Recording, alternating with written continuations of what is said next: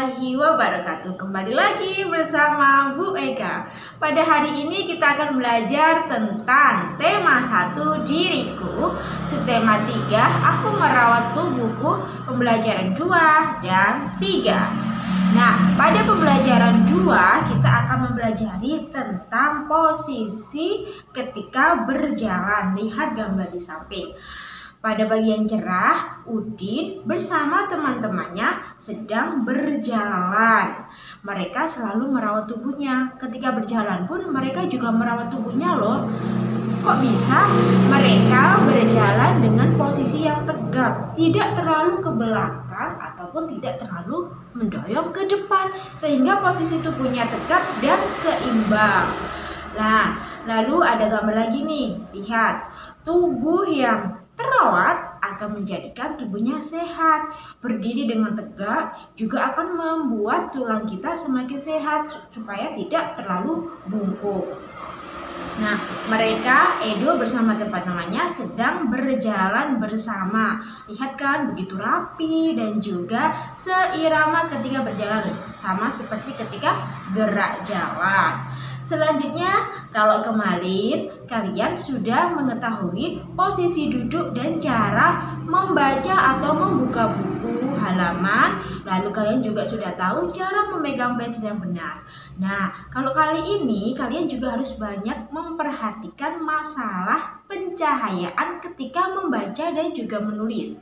Ingat, cahaya juga sangat penting untuk mata kita. Kalau cahayanya terlalu redup, maka akan menyulitkan kita ketika membaca maupun menulis, karena kita harus mendekatkan buku ke depan mata kita yang akan menyebabkan mata kita sakit. Jadi kalian harus ingat menjaga mata dengan mengatur pencahayaan ketika mau membaca dan menulis, serta ingat posisi duduknya dan cara memegang pensil ketika menulis. Kalau ketika menulis, kalian juga harus memperhatikan panjang pendeknya huruf ya. Jangan diratakan, semua harus ada panjang pendeknya. Kalau misalnya buku, B-nya ke atas panjang, K-nya juga ke atas panjang. Jadi terlihat lebih rapi dan indah. Lalu dilanjutkan dengan pembelajaran 3. Nah, kalau tadi kalian sudah belajar tentang merawat tubuh ketika berjalan, tentu kalian juga harus merawat semua anggota tubuh, karena anggota tubuh kita adalah milik kita. Kalau tidak kalian jaga sendiri, siapa yang akan menjaganya?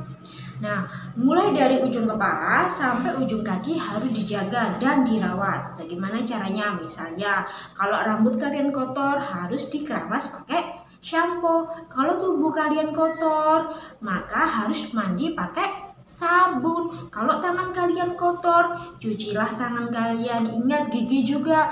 Kalau kalian habis makan, mau tidur malam, kalian jangan lupa menggosok gigi supaya bersih dan bebas dari kuman.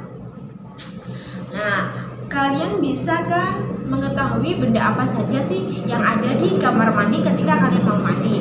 Ada shampoo, ada sabun, ada pasta gigi, ada sikat gigi, dan lain sebagainya. Nah, kalian bisa nggak sih membandingkan banyaknya bilangan atau banyaknya benda yang ada di sekitarmu? Kita lihat contoh di samping. Di samping kiri ada 3 sabun. Ada 3 sabun ya nih. Lalu di samping kanan ada 5 sabun. Kira-kira lebih besar yang mana ya? Antara 3 sabun atau yang 5 sabun? Iya, lebih besar atau lebih banyak yang 5 sabun. Maka bisa kita katakan 3 sabun lebih sedikit dari 5 sabun. Selanjutnya, kalau misalnya ada 4 shampoo dan juga 1 shampoo, lebih banyak yang mana nih? Pasti lebih banyak yang 4 shampoo kan? Maka bisa kita katakan 4 shampoo lebih banyak dari 1 shampoo. Selanjutnya, tadi kan ada 5 sabun yang banyak, terus ada 4 shampoo yang banyak. Sabun sama sabun sejenis, terus shampoo sama shampoo juga sejenis. Kalau misalnya kita membandingkan antara sabun dan shampoo, Boleh nggak? Bisa aja. Contohnya ada 4 sampo dan juga ada 4 sabun. Sama-sama nilainya 4 nih. Berarti lebih besar yang mana? Karena sama-sama 4 dan seimbang, maka 4 sampo sama banyaknya dengan 4 sabun. Kita berfokus pada banyak jumlah barangnya ya, bukan nama atau jenis barangnya, tapi jumlah barangnya. Bisa kalian lihat kan yang sudah dicontohkan Bu Eka. Lalu tugas kalian nanti membandingkan banyaknya barang yang sudah ada pada halaman 90 dan 91. Nanti kalian tinggal mengisikan saja, lebih banyak, lebih sedikit, atau sama banyak. Mudah bukan? Nah, selanjutnya lihat nih gambar di samping. Edo lagi memegang pipinya sambil kesakitan. Kira-kira Edo sakit apa ya? Ternyata Edo sedih karena giginya sakit. Kenapa bisa sakit? Karena Edo lupa tidak menyikat gigi ketika selesai makan permen karet. Alhasil giginya sakit deh. Jadi kalian kalau nggak mau giginya sakit, ingat harus rajin menggosok gigi setelah makan maupun mau tidur. Ingat ya, pakai pasta gigi berfluoride supaya gigi kita tetap sehat. Nih, kalian perhatikan lagu ini ya.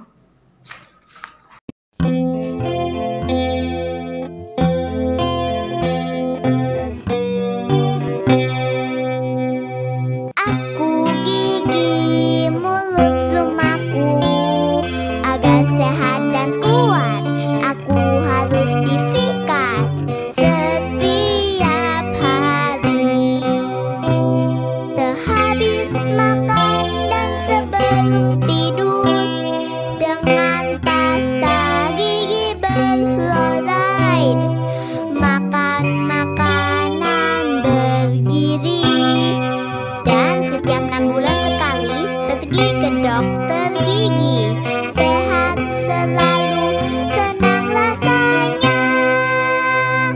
Setelah mendengarkan lagu tersebut, kita tahu kan kalau kita menggosok gigi bukan hanya pakai sikat gigi aja, tetapi juga menggunakan pasta gigi berfluoride sehingga gigi kita tetap sehat. Dan setiap 6 bulan sekali kalian harus rajin memeriksakan gigi kalian. Perginya kemana? Ya ke dokter gigi dong, supaya kalian tahu nih gigi kalian ini bermasalah apa tidak. Tapi kalau kalian rajin menggosok gigi, pasti gigi kalian akan sehat.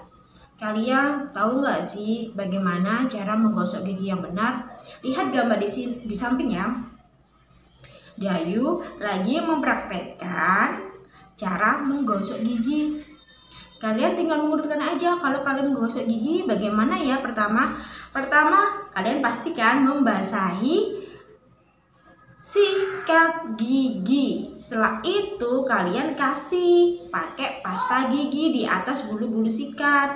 Lalu kalian berkumur supaya gigi kalian basah dan digosok-gosok. Ingat kalau menggosok gigi seperti Upin Ipin nih, bulat bulat bulat, bulat bulat bulat, bulat bulat, oh bulat bulat. Nah, jadi kalau kalian mau menggosok gigi, ingat semuanya harus dibersihkan mulai dari gigi atas, gigi bawah, gigi samping kanan, samping kiri, dari depan maupun dari dalamnya juga supaya semuanya bebas dari kuman.